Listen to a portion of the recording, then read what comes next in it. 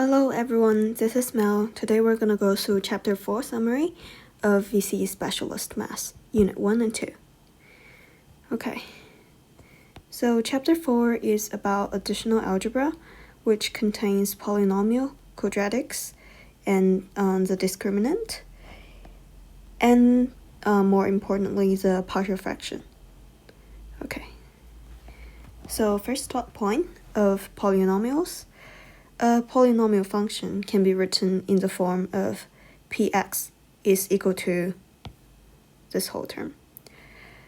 Okay, so the first term, let's break it down. So first with an, which is a real number, and an cannot be 0. And n is all natural number. So remember, the natural number is from 1, start from 1, and then 2 and 3, 4, 5, 6, and so on. And union with the 0. So n can be from 0 and all the natural numbers. Okay, and an is the constant times the x to the power of n, and then an minus 1 times x to the power of n minus 1, and then with a1 times x to the power of 1, and a0 times x to the power of 0, and this is equal to 1, so it's just a0. Okay, so let's see if the followings are a polynomial function or not. So the first one, just a constant. So it actually is a polynomial function because just left with the a0 part. And this one is a linear one. So 2x is a linear and it is a polynomial function. The last one, 5x squared plus 3. Yes, it is a polynomial function. The next dot point says that the degree of a polynomial is the index n of the leading term. So the term of the highest index among those terms with a non-zero coefficient. So it means this part is the leading term, and the degree of this whole polynomial is the index of the leading term, which is the n. So for example, in this example, our degree should be 2. Okay, the next one, equating coefficient. So two polynomials are equal if they give the same value for x. If two polynomials are equal, then they have the same degree and the corresponding coefficient are equal. So for example, if this is equal to this, first, they have the same degree, and that's right. The 2, the 1, and the 0, the 1 and the 0, right? So they have the same degree. And the second condition is they have the corresponding coefficient, the same corresponding coefficient. So for the x squared, it's both 1, so 1x squared and 1x squared, so that's equal. The second term is negative 1, and for here, it's a plus b. So here we get the first equation. So this is the first equation, a plus b equal to negative 1, because they have to have equal coefficient, right? And the last term is negative 12, and over here we have a plus b. So the second equation we have ab equal to negative 12. So these two equations will help you solve what is a and what is b. Okay, that's very common in SAC or exam. The next part is about the quadratics. So a quadratic function can be written in a form like this. So quadratics is with the highest power of 2, where a does not equal to 0, so this term exists. The second dot point says a quadratic equation equal to 0 may be solved by factorizing, completing the square, or using the general quadratic formula. So normally, you will be asked how to solve, for example, x squared plus 2x plus 1 is equal to 0. How can you solve it?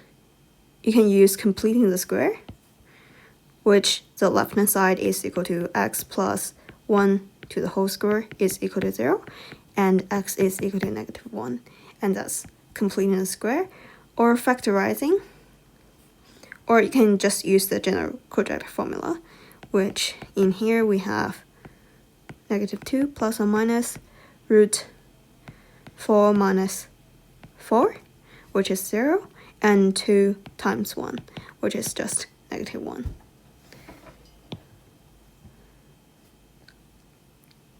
Okay, so these are three common methods to solve this equation equal to 0. The next dot point says the number of solutions of a quadratic equation equal to 0 can be found from the discriminant. So how many numbers of solution? In this case, we only have one solution, which is x is equal to negative 1. And why is that? It's actually because we do not actually use the plus or minus sign, because 4 minus 4 is 0, and root 0 is also 0, so plus or minus 0 gives us the same answer. So we only have one answer, which is negative 1. And this actually describes this sentence. If delta, the thing under the square root, is 0, then the equation only have one real solution. For example, in this case, x is equal to negative 1. However, if we have delta is greater than 0, then it should give us two real solutions, because from the general quadratic formula,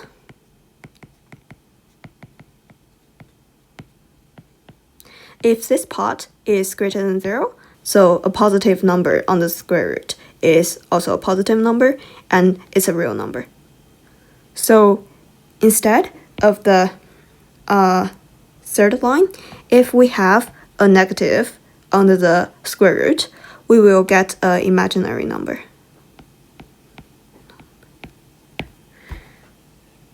So there's no real solutions. And later on, you will know that it's related with I. One more thing need to be mentioned about the discriminant is how it relates with the graph.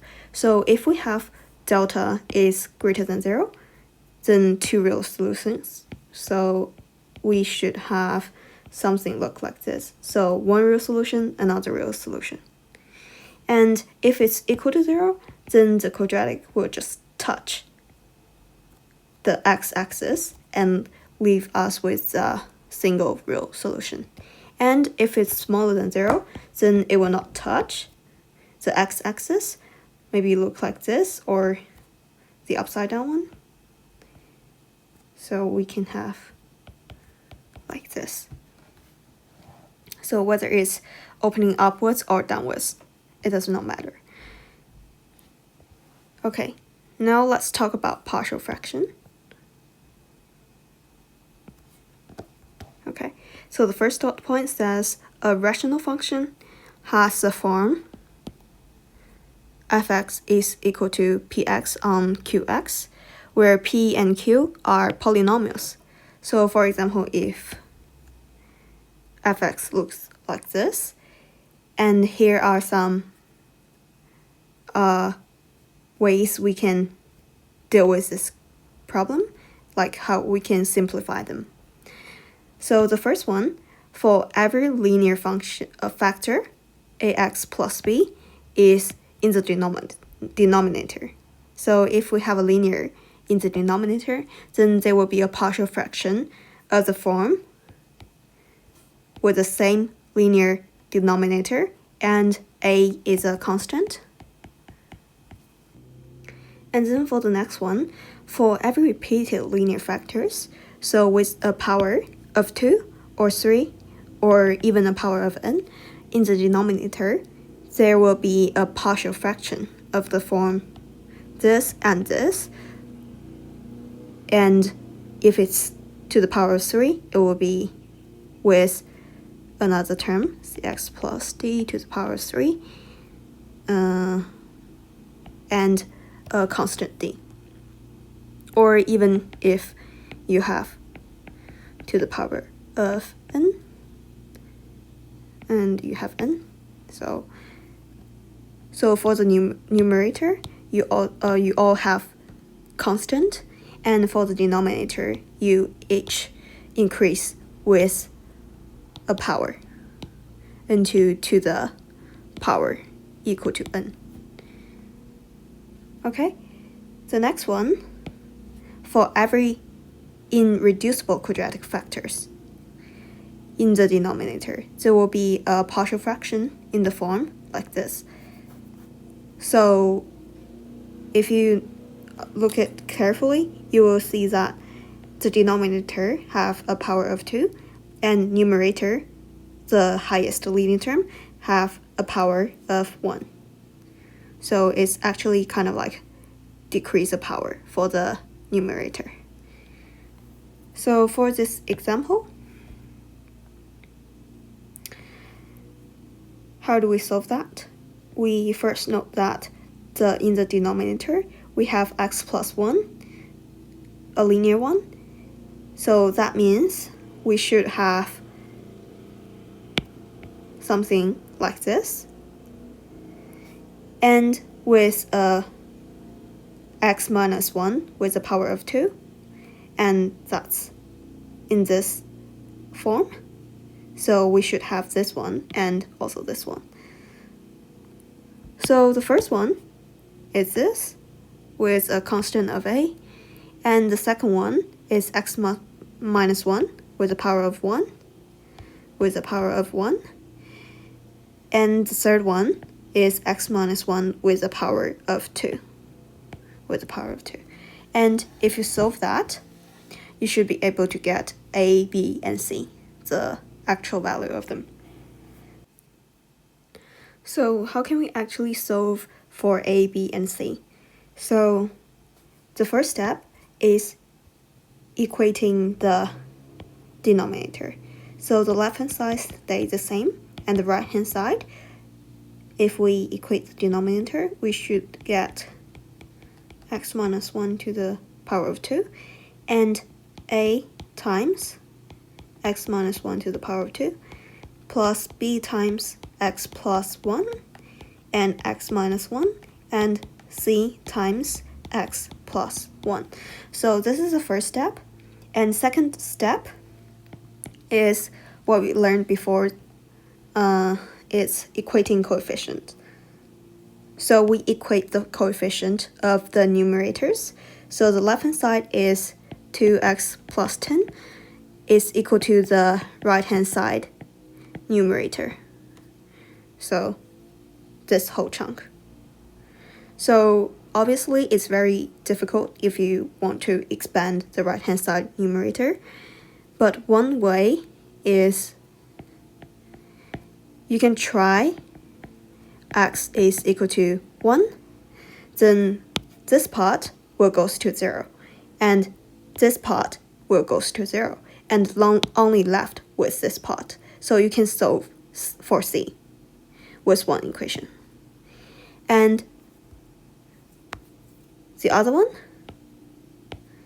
you can try, let's say try x is equal to -1 and try x is equal to, let's say 0 or any other number you can think of. So if we want to solve 3 variables, a, b, and c, we should at least have 3 equations. 3 will be enough. So if you put in this value, x equal to 1, -1, and 0, then you get 3 equations, and it's much more easier to solve them directly. Okay, that's it for today. We went through chapters 4, additional algebra.